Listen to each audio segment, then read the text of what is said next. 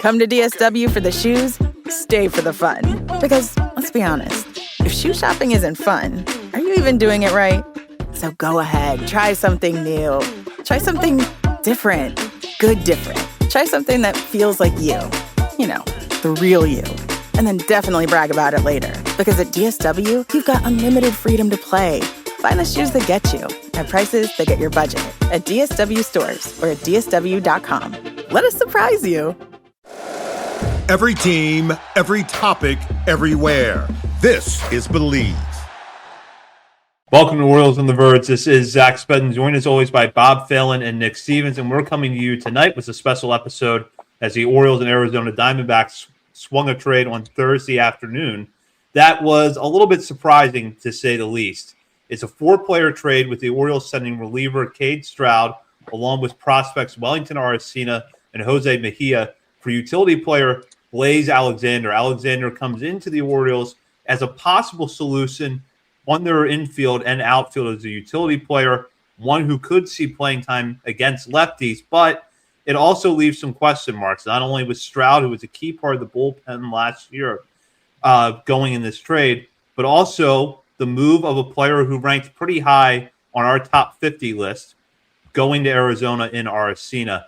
Now, we'll get into all of the angles on that tonight, as well as what it could mean for future moves as we get further into the offseason. But, Nick, I want to start with you because you had an interesting take over on X just a couple of hours ago.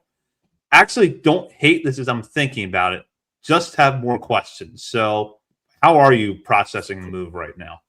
Yeah, it was a weird deal. I don't hate the deal. Yeah, just confused. Like surface level, we just talked about the bullpen in a recent episode, and I think generally all of us felt the same about it. It's not dominating or elite by any means, but should be able to get the job done. And the guys with options who likely start in the minors, like a Grant Wolfram and others, are interesting. Could have a bit more upside. Like it's fine, but to move a bullpen arm and Strowd, who has options, like I think you if you're making out a big league roster prediction, like you're pretty much penciling him into the bullpen to start the year. I don't know. I'm just confused why you would move an optionable bullpen arm plus 2 additional pieces for a utility bat with no options. And like, we'll get into Blaze Alexander later, of course, but like, I don't know. I don't mind attempting to upgrade the bench. Like I've said earlier this offseason that bringing in somebody to challenge Jeremiah Jackson, upgrade that bench spot is a need on the roster. And so looks like they did that. They're attempting to do that. I don't know. I just didn't think it would involve moving 3 players to acquire that person when that's the type of player it seems like you could sign for a fairly cheap price. So yeah, it was definitely interesting. I think it was Heyman who was like, it seemed like it was just going to be straight up Kade Strowd for Blaze Alexander. I'm like, okay, that's one thing. But then I think it was John Heyman, who had said 2 additional players going to the Orioles. And I'm like, okay, all right, that's a little more interesting. And then he deleted that tweet and was like, nope, 2 more players going to the Diamondbacks. And it was like, what? 3 guys for Blaze Alexander? I keep wanting to call him Blaze Jordan. That's the Red Sox, who I don't know what team he plays for now, but yeah, it's definitely interesting trade, and not one that I think anybody was expecting. Certainly not. No, how I figured this out was I have another long day at work in the snow delivering mail. I look at my phone, and the first thing I see is Aracena is also in this deal. I'm like, uh-oh, what just happened? And I go to look, and I'm, like Nick said, very confused because Blaze Alexander, I've heard of him. I know he was on the Diamondbacks, and he's played all over the field. He's got a little bit of pop, a little bit of speed. Don't know a ton about him, but yeah, utility player with some team control, which I guess this is basically like, I said that I wouldn't be surprised if the Orioles sign Ramon Urias when spring training rolls around, if he's still unsigned, to be that utility infielder. Well, Blaze Alexander can be that utility infielder and outfielder as well. But yeah, Kade Strowd, it's interesting because he's 28 years old. He's from the 2019 draft class, I believe. Yep, been around a minute. Finally gets into the majors. last year, and the numbers on the surface look great, as do the Stuff Plus numbers. He had 5 pitches all over 100 Stuff Plus. I think when we did our Orioles Jeopardy with Eli from the Warehouse Pod, one of the questions was like, who led the Orioles in Stuff Plus in 2 different pitches, and it was Kade Strowd. He's got great stuff. Obviously, the question his whole professional career has been, can he locate it over the plate? Maybe the Orioles thought, hey, we can sell high on Strowd here. We don't believe in the command, the control, what have you, because the underlying numbers aren't quite as good. When you look behind the surface level stats from the majors last year, he had a 4.15 ERA in his time at AAA. Jose Mejia, he's an interesting player, but I mean, that's whatever. Like, that's just a guy that's pretty far away, that is one of many guys in a similar role. I think I had him like 80th on my top 100 or in the 80s somewhere. So that's fine. But yeah, the Wellington Aracena, which I'm sure we'll get into, is the one that hurts. It makes me hate this deal from that aspect. But like Nick said, the more I've looked into it, I think Blaze Alexander was a really interesting target by this front office, and really opens up a lot of things that the team can do from here. It's certainly not a deal where it's like, all right, off season's done. We're all good now. I think it, like Nick said, again, just there's more questions than answers, but I think a lot of possibilities from here. Yeah, I want to start with the Strowd piece of this trade, because if you're trading a 28-year-old reliever who has options for a 26-year-old utility player who doesn't have options but has a clear purpose on a roster or could slot into a clear role, generally speaking, I don't think those kinds of trades are bad, especially because the Orioles do have other options in-house that could fill Stroud's shoes this year. You have Yarmil Geraldo, you have Cameron Foster, you have Anthony Nunez, and Strowd. I think that Stroud's got a lot of potential, and we just talked about that a couple of weeks ago. But the immediate issues that this bullpen has are not ones that can be solved by Kade Strowd. You need a left-hander that can help you get through the last 9 outs of the game. Kade Strowd is a right-hander. They probably could use a more proven option in the 8th inning. Kade Strowd has less than 30 innings of major league experience under his belt. So in that respect, I don't have a problem with it.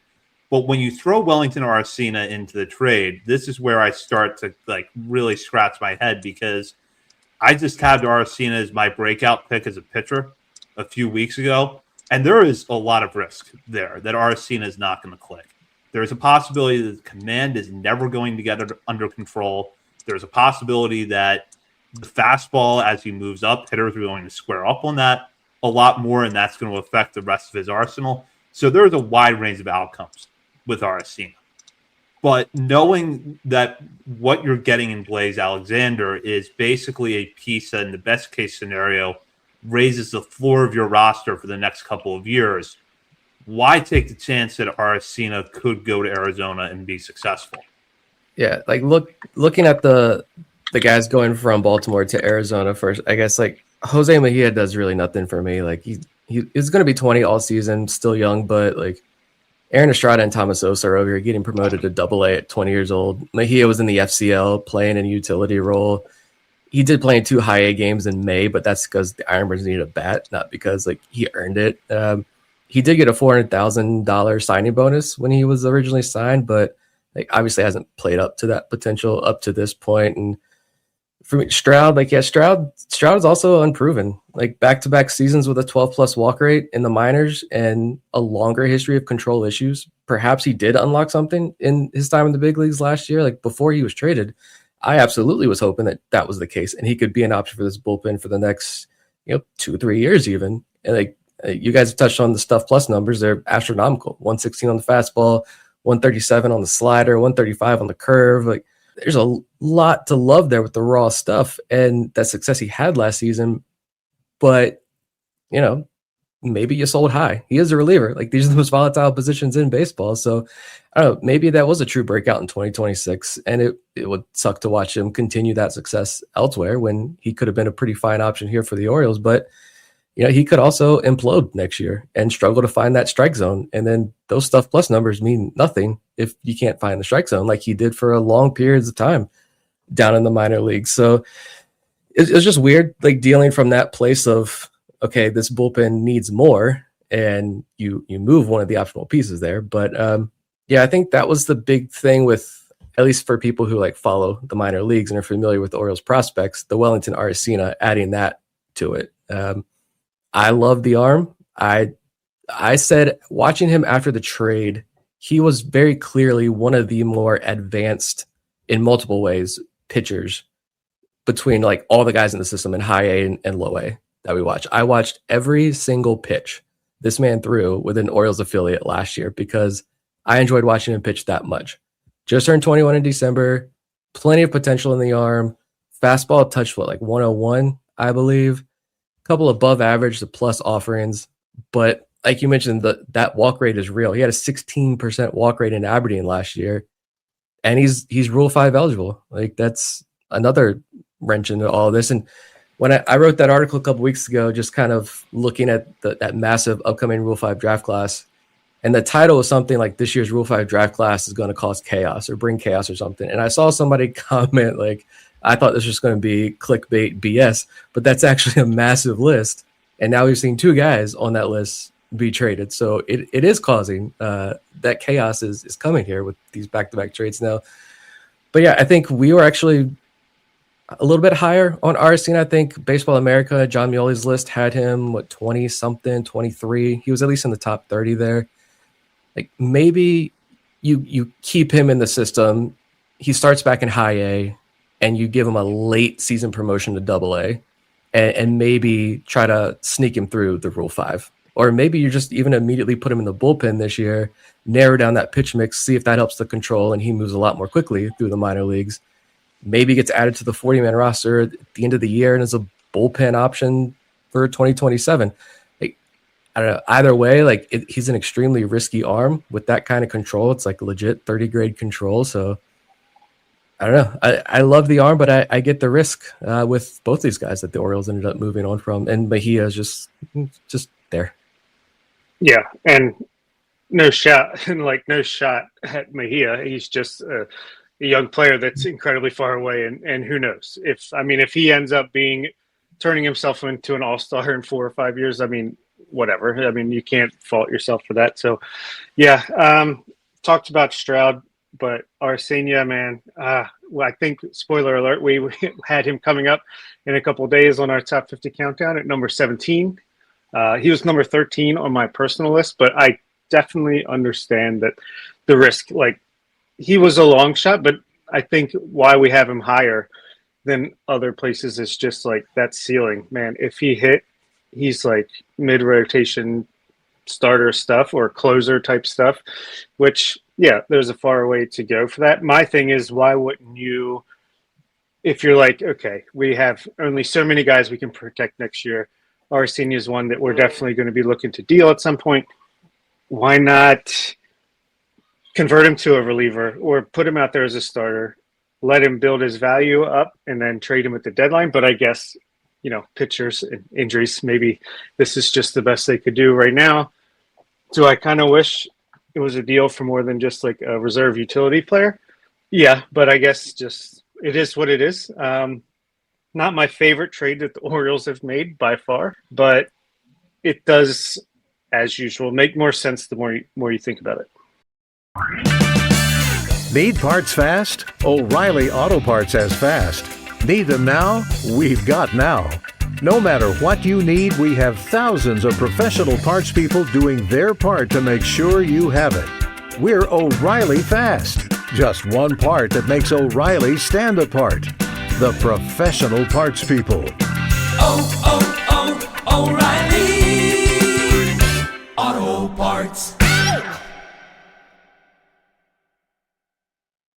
Most people don't realize how much their personal information is being bought and sold every day. Data brokers are making billions pulling details about you from public records and the internet, then packaging and selling it, usually without your consent. That's how your information lands in the hands of scammers, spammers, even stalkers. It's why you get endless robocalls and why ads seem to follow you everywhere. That's where Aura comes in. Aura actively removes your data from broker sites and keeps it off. They also instantly alert you if your information shows up in a breach or on the dark web. But Aura goes beyond data protection. With one app, you get a VPN, antivirus, password manager, spam call protection, dark web monitoring, and even up to $5 million in identity theft insurance. All backed by 24/7 US-based fraud support. Other companies might just sell credit monitoring or just a VPN. Aura gives you all of it together at the same price competitors charge for just one service. Start your free trial today at aura.com/secure. Protect yourself now at aura.com/secure.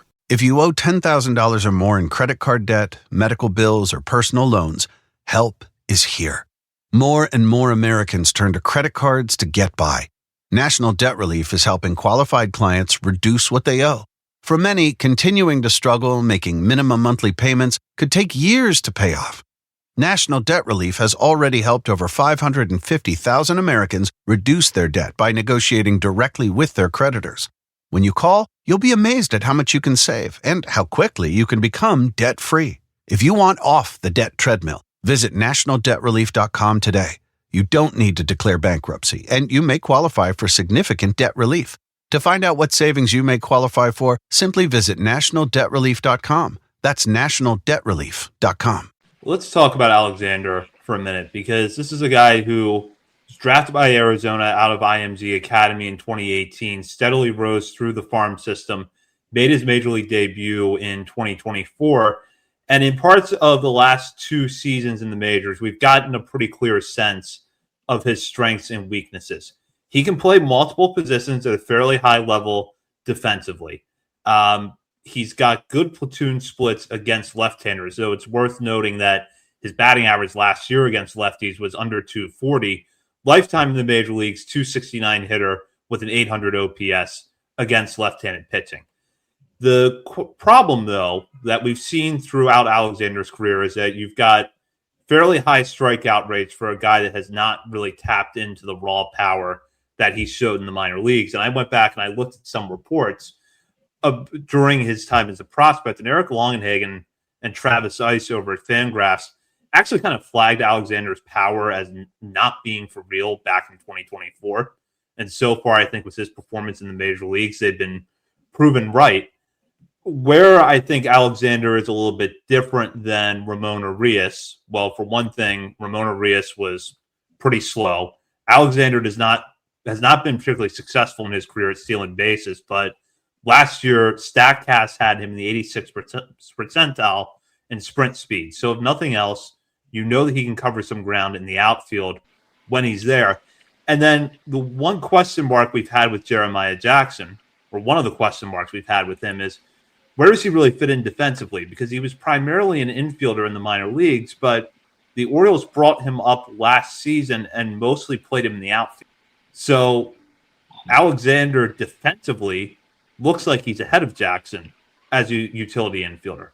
But I also could see a scenario where Alexander has to go into camp and compete with multiple players to win a job, because you still have Jackson in-house. You have Peyton Neals. You have a couple of other guys. So I don't think that Alexander is a lock to be on the bench all season. But at the same time, you can see where he fits in certain areas. I actually think he is a lock to be on the roster all season.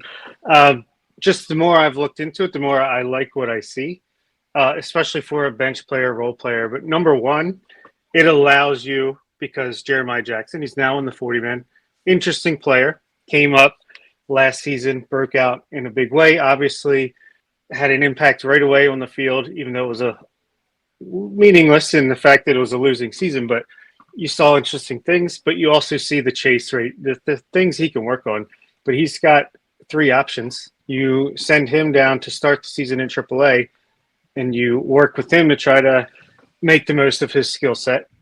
And Blaze Alexander, he might make Leody Taveras actually be the odd man out when it comes to breaking camp now, because obviously Taveras was signed early in the offseason. We figured, okay, this is the guy that's going to be in center field, maybe late in games for defense against select left-handed pitchers to give Cowser a day off, or move him over depending on what you want to do. Blaze Alexander is really good defensively. That's at third base, second base. He can play center field. He's got a cannon for an arm. It's got range. Like, the defensive ability is there all over the field, which I think is undervalued. Just defense in general, I think, is undervalued in analyst circles, like what we're trying to do. But the bat is not too bad either. I mean, the barrel percentage was in, like, he didn't qualify, so the sample wasn't big enough, but 12.8% barrel rate looks like it was in the 80th percentile. His launch angle sweet spot was above average, chase percentage well above average. Like, there's nothing he does terribly other than swing and miss. And we know the Orioles love their guys that can swing and miss. And clearly, I think to give up this much for him, they clearly were targeting him. They have to see things that they think they can improve. So maybe they're going to Jordan Westberg him and just have him swing and swing often and kind of try to make up for the swing and miss to give him more chances to hit it. Seems like when he hits it, it's pretty well struck. He's fast. He's an athlete. I think he's your perfect Ramon Urias plus Jorge Mateo plus Leody Taveras, whoever that can play center field, like all in one package. And I think it opens up trade possibilities now where if you want to make a huge trade for Tarek Skubal, who maybe the Tigers are a little more interested in trading after his historic arbitration win today, if it takes a Jackson Holiday or Jordan Westberg to try to get him here to be the ace of the staff, Blaze Alexander can fill in where needed there.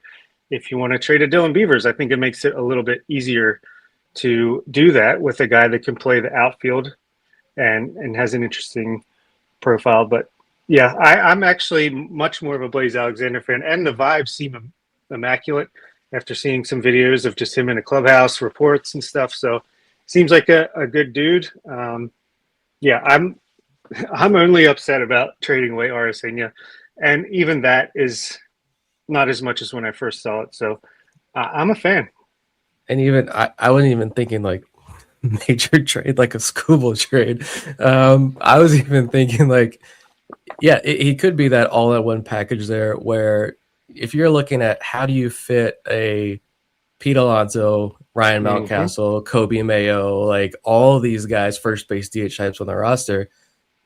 I mean, you traded prospect capital to get Blaze Alexander. So I think he has higher standing automatically than Leody Taveras, who you paid, what was it, $2 million or something like that? You paid nothing to get him. He can go. And like I said, Jeremiah Jackson has the options. He can stick around, be really solid depth there in AAA. So that's how you fit kind of it. You dump Taveras. If you like what Blaze Alexander's doing, he could play that center field that Jeremiah Jackson can't. You send him down to AAA and you still fit. That opens up a spot for more of those guys. A trade works as well too. But yeah, and I almost wonder like if, I don't know, I think everybody's initial reaction was either like, A, is someone hurt? That's always the first reaction when a move gets made. But then like it's Jordan Westberg all over again. Or it's like, does this lead to another trade? It could, but also this could also just be a standalone deal where the Orioles are looking at a guy that they liked and to try to improve the bench. And that's what they did. I don't know. We'll see over the next couple of days, obviously. But yeah, it's, again, just him not having the options, again, just adds questions. And I don't like having more questions. We're February 5th. Having more questions is just not fun. But like you said, the defensive metrics, depending on where you look at, really like Alexander at multiple different spots. You touched on the speed there. Yeah, he has not been successful. Only 7 for 14 in stolen base attempts, but the raw speed is there at least. He's the perfect Jackson Holiday platoon. And speaking of platoon, like it's the lefty factor. Like he hits lefties well. Like Zach touched on. He had a 120 WRC plus versus lefties last season in the big leagues. We're not talking about AAA guys like Peyton Eales. Sure, fun prospect. There are some other guys. I know someone had asked, I think on Twitter, like, don't we have guys in the system like in AAA who could fill this void already? Some younger prospects. Yeah, we do, but like they've done nothing in the major leagues yet. Blaze Alexander at least has 2 partial seasons in the major leagues where these numbers you're looking at are proven major league numbers already. So the 120 WRC plus versus lefties, set a 423 slug, 780 OPS. If you look at some of the other guys, Colton Cowser, I think he's still pretty much an everyday player, but he did have a 78 WRC plus versus lefties last year. That was with broken ribs, but even if you go back to 2024 when he didn't have broken ribs, although who knows, since they don't want to tell us who has broken bones in their body during the season, it was still an 88 WRC plus versus lefties. Jackson Holliday had a 62 WRC plus versus lefties last year. And even Dylan Beavers, like he hit lefties in the minors, but as we've talked about, he just really didn't impact the ball versus lefties.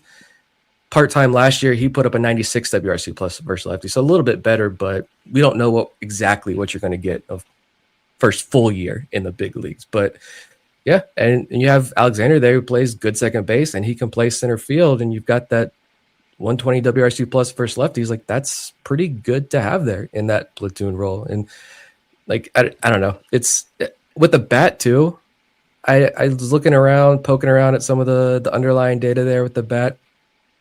He doesn't chase either. Like, yeah, you mentioned the strong barrel rate, but he also just doesn't chase. He did in 2024, but he cut that drastically in 2025.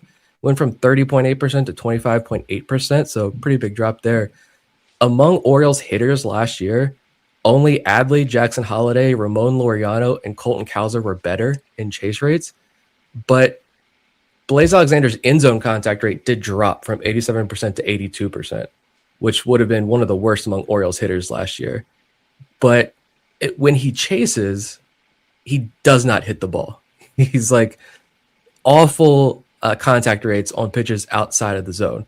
So hopefully continue that, don't chase. And he's been up to 87% in the major leagues end zone contact rate. So continue to not chase, get that end zone contact rate back up, be successful against lefties, continue as you have been in the major leagues. You've made an upgrade to the bench. It's a marginal upgrade. It's not a massive needle mover. He's not adding 2-3 wins to your roster, but it's a marginal upgrade at least. It's a good point you made about, because it was my first reaction was like, oh, they're cooking up something huge. This is the first domino in like, but no, the more I look at it, I think he's just an amazing fit for this team as a bench player. And even if he doesn't get any better, if this is just who he is, he's basically around a league average bat that can play great defense at a lot of positions and can help you with like the platooning of different positions if necessary. It's very interesting trade to dive into for sure. Yeah, when I saw it, I started to think through the implications of what is next, if anything, and I don't think it relates to a major move at all. I think that if there is a related trade that happens, maybe there's been some more interest in Jeremiah Jackson than the Orioles expected, so they think they could get someone at least comparable to Kade Strowd if they send Jackson in a trade now. I could see something small like that. But if you look at where there are question marks on the roster right now, obviously starting rotation, it's going to take some pretty big prospects to get an ace at this point. So I don't really see this being part of that equation. And then for the logjam that's with the position players right now, it's all first base and corner outfield DH types. And so I don't know that you're going to see that part of the roster cleared with this move. But it is still, when you look at it, it does fill a need that may have been flying under the radar a bit. Yeah. They said, how do we fit 5 first base / DHs on this roster? We get the one other spot on the roster to a guy that can play every position. Yeah, and before we wrap up, I know that we'll be back next week, probably as of right now, to talk about non-roster invitees. But do you think that before the middle of next week, we see any other moves at all, any major moves that are related or unrelated to this trade? I don't know. Who knows? You obviously still need a starter, but I don't know what to think about this offseason at this point. I mean, they don't have that frontline starter yet that they wanted, that Elias did keep promising that was going to be a major target of this offseason. There's been a lot of things that have happened that have improved this roster, but one of the bigger needs is still out there. you can add to the starting pitching rotation, but it's not going to be like a number one, number two type guy to slide up there with Bradish at the top of the rotation. I don't know if it's going to be a big major trade, but again, no one was expecting this move. And if this is a move to kind of clear some of the underbrush to lead to something bigger, I would imagine it's going to happen within the next 24 hours or so. So maybe a Friday afternoon big time news dump involves a Orioles blockbuster trade, but I don't know. Again, this whole deal just made it's a marginal trade. Do we need to spend? We're up to 30 minutes. Do we need to spend 30 minutes breaking down Kade Strowd for Blaze Alexander trade? Probably not. But we're also hungry for content at this point. And it was just a head scratcher in a lot of ways. Talent for talent, it was fine. I don't have any issues with it. But just when you look at options and roster construction and everything, it just leads to more questions. So I guess we'll see. Yeah, I've seen a lot of the bullpen is the weakness of this team, and you just traded someone that had such a great, like, I get that, but I also think they're not done. I think this weekend is going to be a big weekend for baseball because there's a lot of starting pitchers on that free agent market that are still just hanging there. You'd think they'd, want to get signed by this weekend since pitchers and catchers report next week. So I think Zach Gallen is a very real possibility. That's the only pitcher I'm really interested in at all on the free agent market for a starter. Actually, Daniel Sanchez of Blue Sky, and he had a great article on his Substack and recent patron as well about Gallen and going into the ins and outs of how he got better as the season went on, and that maybe he's not as terrible of an option as at first glance. But I do think, like, I don't think that this trade was to set up another trade, but I think it does allow other possibilities that could come out of it on the trade front. And I'm sure, I mean, Elias clearly came into this offseason. We want a guy to slot in the top half of the rotation as a starting pitcher. He knows that hasn't been done yet. And I'm sure they've been kicking the tires on the trade front, on free agents, and I'm sure if they want to pull the trigger on something, they can. Hopefully they do. If not, then at least spring training is going to start, and we'll see where we are around the trade deadline. And with that does it for this special edition of Orioles on the Verge. We will be back next week or perhaps sooner, depending on what breaks in the news cycle over the next few days. In the meantime, you can check out our many social media channels, including Facebook, Instagram, Threads, X, TikTok, YouTube, Twitch, and Blue Sky. We're also over at Substack, OriolesOnTheVerge.substack.com. And while you're browsing around the internet, be sure to head over to Patreon.com and sign up to become a member of our community at the $3, $5, or $10 levels. You can have access not only to our ongoing Top 50 Prospects Countdown, but also episodes that have been released up to this point. And then when we get into the regular season, bonus weekly shows from Bob, Nick, and myself, as well as monthly updates to the Top 50. And as a quick note, we will have a new 50th prospect. That will be announced later this week over at Patreon. So be sure to get that news when it drops. For Bob Phelan and Nick Stevens and Zach Spedden, you've been listening to Orioles on the Verge, part of the Believe Podcast Network.